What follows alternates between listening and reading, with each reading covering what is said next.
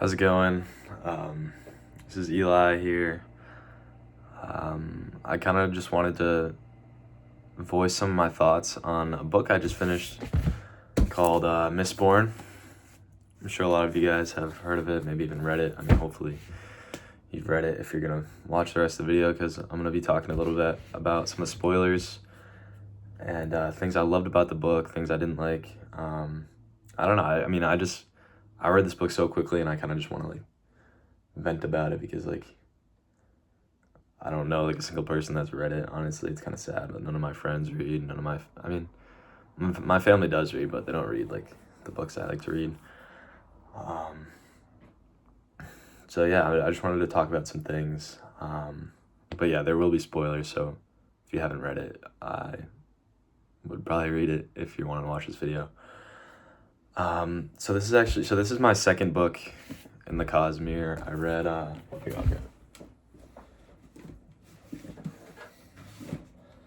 I read this book, The Way of Kings, last winter, I think. So kind of an unconventional entrance to the Cosmere, but I don't know. I really did enjoy it, but I still think, I know it might be recency bias, but I think I like Mistborn just a little bit better. I think The Way of Kings kind of burnt me out just from the pacing, and I don't know, it was a little long, obviously. I knew I was getting myself into that, but I don't know, something about Mistborn, I couldn't put it down, and it was so fast paced. It felt I don't know, it was just really satisfying to me, and yeah, so I was reading 70 pages a day, which for someone like me is kind of a lot. I'm not the biggest reader. I mean, I love to read, but I'm not the best reader. I'm pretty slow. So yeah, that was a lot for me. But I really liked it, and yeah, I think it had this interesting charisma to it that really hooked me. So I think I'm gonna give it 4.5 stars out of 5 stars. Yeah, so to get into this kind of review / spoiler talk here, I want to start with the characters. So there's a main group that we follow throughout, and I think there's some really fun, charismatic, and energetic characters that really meshed well together with each other and kind of offered a lot of unique personalities while also contributing to a same goal, which was a little bit great, or not a little bit, it was kind of an insane goal to overthrow the Lord ruler, who people believe to be kind of a divine figure in this world. So yeah, first I'll kind of talk about Vin and Kelsier, which are the two main point of view characters, and we kind of see them grow throughout, or well, we definitely see them grow from the beginning to the end, but they kind of also grow with each other and from each other. They learn things from each other, which is really interesting. I mean, especially Vin, we see her at the start being such a timid, shy, and untrusting, street urchin, thief, and just completely terrified of the world and of other people. And Kelsier kind of shows her hey, you don't have to live like this, in a world where you can be trusting or untrusting. I would choose to be trusting all the time, because it's just a better life. And so yeah, we see her grow throughout the book and kind of push away her brother's lessons about betrayal, and he kind of the voices that she had been hearing from him kind of disappear throughout. And towards the end, she starts to really realize you know, people can be trusted, and it's worth it to love people and trust people. I'm trying to see if I had any other thoughts on this. Well, another main big point about Vin is we see this when she burns like the gold um, towards the end of the book.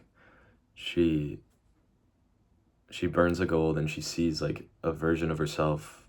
I don't know if it was like a past version of herself or a version of herself that would have become, I forget which of the two it is, but and she sits there like absolutely stunned, like terrified, because she's like, wow, this is the type of person I would have become. It's like this like really shy and like terrified girl, and she's like, oh well, like thank God that I met Kelsier, met this group of people, because they really changed my life for the better. And I think that's just such like a heartwarming perspective to have. So yeah. So then Kelsier was, I don't know if I'm still not sure if he was my favorite or not. I don't know, as it's too recent to like finish to decide, I feel like. But Kelsier, his death really like shocked me. I've never really like read a book where like a character that like central to like Kelsier probably had 50% of the point of view chapters in this novel, and Sanderson decided to like kill him off, which is it's just crazy to me. Like, I don't know, I was just not expecting that, and like part of me wanted to believe like he was still alive when he was killed, because I don't know, it's like there's no chance that he's dead. Like it just didn't seem like something, like he was the main driving factor in the plans, in the crew's whole operation and everything, and it just seemed crazy to me. But yeah, and then sorry, and then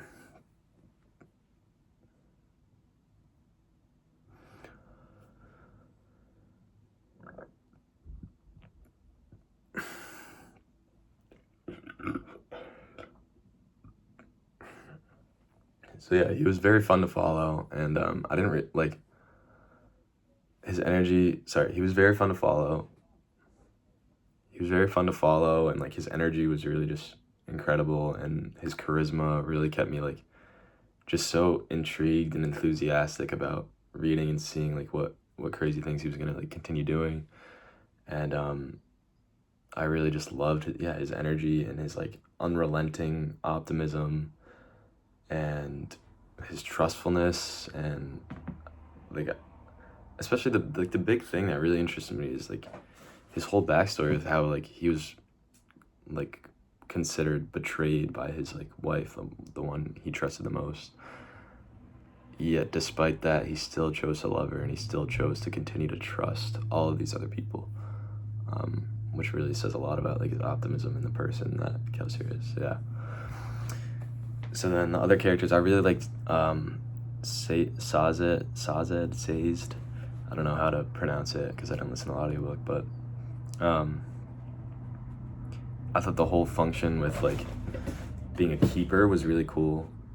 Just like hanging on to all these religions and all this like cultures and memories and moments and all of that stuff, like, and kind of trying to deliver it to like the next generation, especially considering like the Lord ruler's oppression and trying to like drown out all of these other cultures. It really just served like this big purpose, I guess. I think that sounds really dumb, but like it was a really big deal for the other people.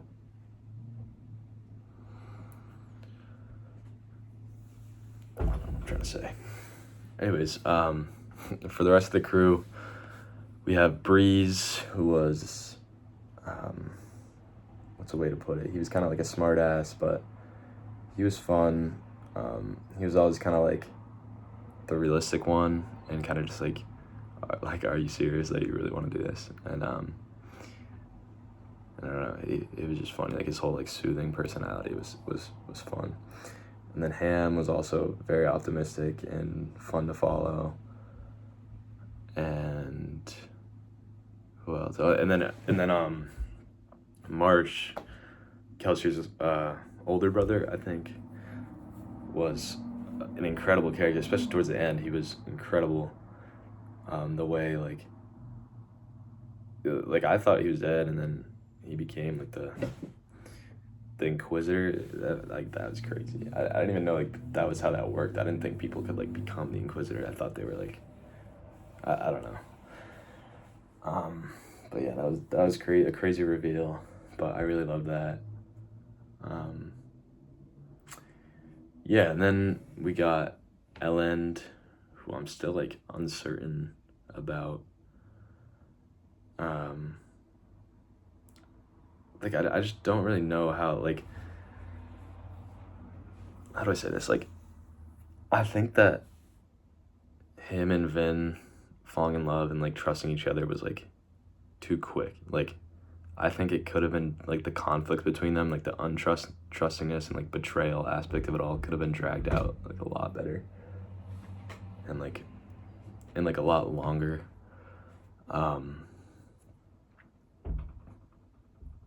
Yeah.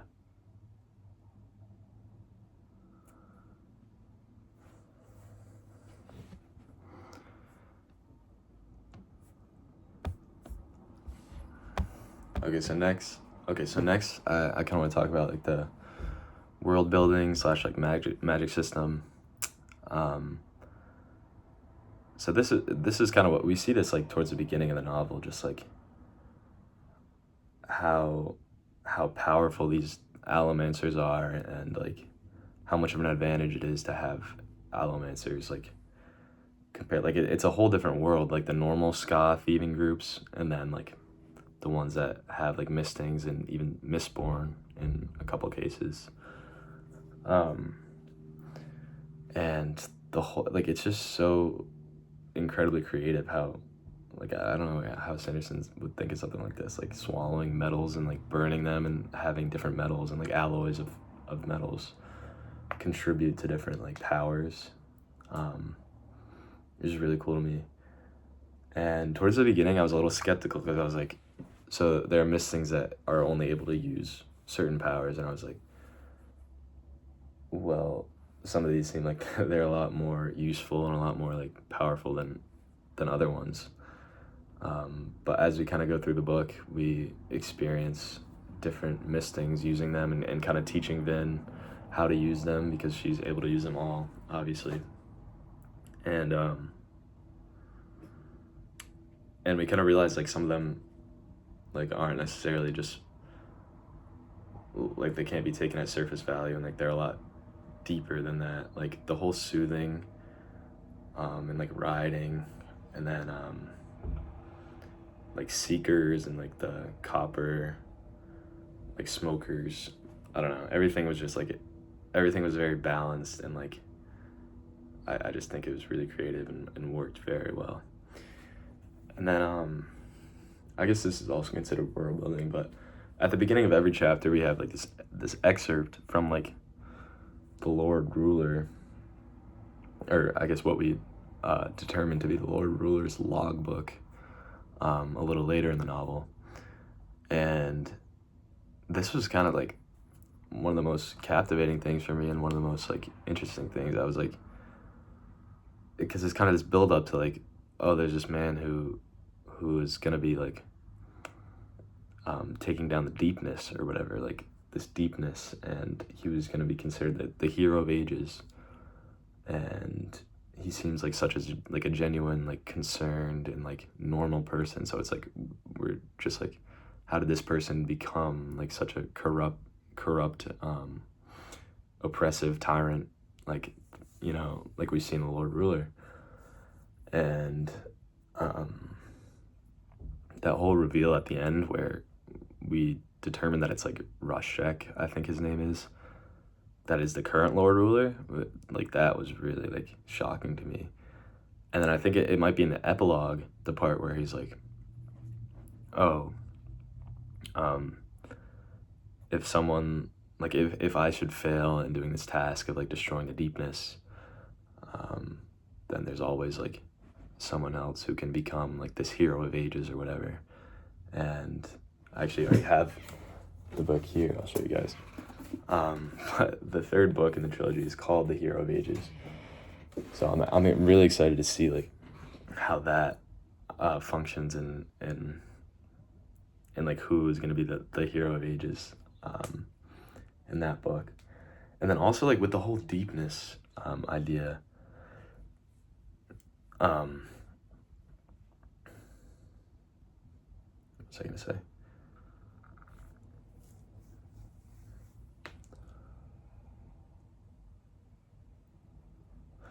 Oh yeah, with the whole deepness concept, like at the end, the Lord Ruler, when he's like dying, he's saying, "You guys don't know like what you're doing. You are dooming yourselves." And I think that has to do with the deepness. I think maybe that him being alive was kind of holding back this deepness or darkness or whatever corruption that we read about in like the logbook. And I'm really excited to see how that's gonna like function in the next book, The Well of Ascension. And yeah. So yeah, that, and then another big part of the world building was I don't even know how to say it, like there's like furukami or something. It was another form of like it's not the same as allomancy, but it's like similar. It's like a way they can store certain powers in metals that are on their body. And the keepers, which Sazed I talked about earlier, he's able to store memories and cultures and religions in these metals. And I also just thought that was so cool. And at the end, when we are determining, or I guess when we discover that the Lord Ruler has both Furekami, I don't know how to say it, I'm sorry, and Allomancy. I don't know, that was really like a cool reveal too, how we see like the reason he kept going to that little like building inside of the building, which Kelsier was trying to like infiltrate multiple times, and then Vin ultimately was able to infiltrate. That was because he was storing his youth or whatever it was. He was like turning into an old man so they could store his youth and then like return to that later, like and kind of perpetuate this youthful and like powerful muscular form. So yeah, okay, so I'm trying to think of anything else regarding the world building. I really like Luthadel. I thought it was such an interesting and unique setting. I was kind of hoping we would be able to see a little bit more of the Final Empire. I feel like it was a little bit too contained, like too, not necessarily too gloomy, because I know that's like what he was going for, and I think he really hit hard on that perspective. But I don't know, I kind of wish we got a little bit more of like what's outside of Luthadel, like what's to come, you know? And I hope that we kind of get that part expanded on in the future novels, just because like the map, I'm trying to see if I can find a picture. It should be at the beginning here.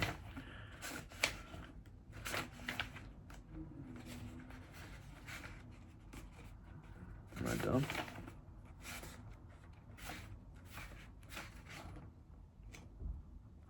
Yeah, on the map, like you can see Luthadel is just a small little spot in there. I don't know, it's probably like reversed for you guys, but Luthadel is such a small, tiny spot in there, so it's like there's so much more. And I don't know, I guess seeing that map at the beginning, I was thinking about how maybe we'd get to see like a little bit more, but you know, I can't blame him because I really liked the setting overall in this novel. I just wish I got like a little more to see like what's gonna come. But I guess what else? Okay, so next I'm gonna talk about the plot. So like I said, I couldn't really put this book down. I think the plot was probably the most engaging part of the entire thing.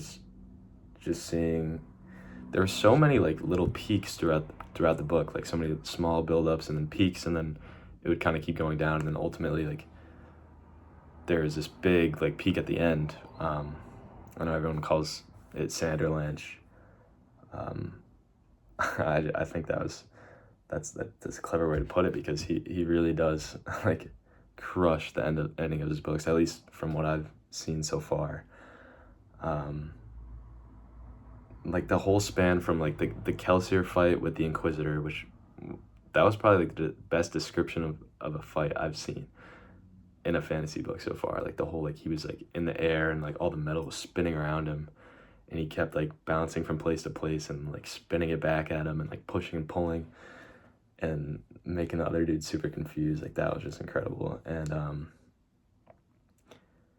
then we find out that like Kelsier's whole plan all along was to become like a martyr, and that was also very shocking to me and such a good twist. And like like in these heist novels, I mean, I haven't really read much, but I've heard and I've probably seen some movies, but they lay out the plan so effectively, and that's like the whole premise is like, okay, this is what we're gonna do here.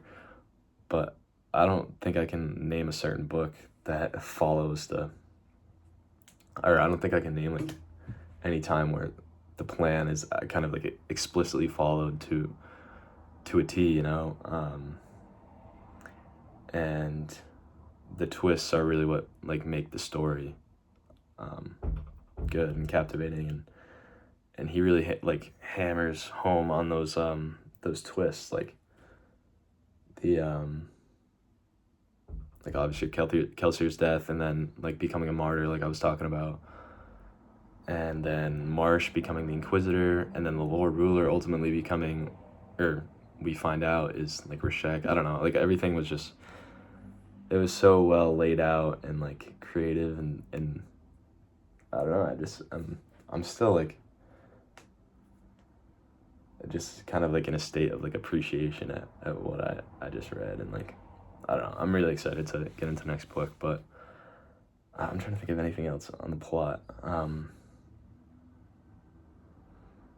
The whole like 11th metal thing was really interesting to me. I was like, that was another big like sticking point of the book, like, or not necessarily a sticking point, but big like motivation. It was like what is this metal gonna do? Like Kelsier claims it's like the secret of defeating the Lord Ruler, but like what could it be, you know? And when we see like Vin using it on the Lord Ruler and seeing like these different versions of him, I don't know, it was just super cool to see. And I also think like her trying to attack one of like the past options or past versions of him was a really like interesting idea.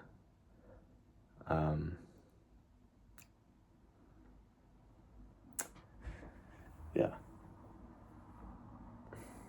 I don't know. I think that's probably like all I have to say for now. Again, this is like my first time kind of doing one of these reviews, and I don't really have anyone to talk to about Mistborn, but I kind of just wanted to voice my thoughts, put it out there, and yeah, like that's all, I guess.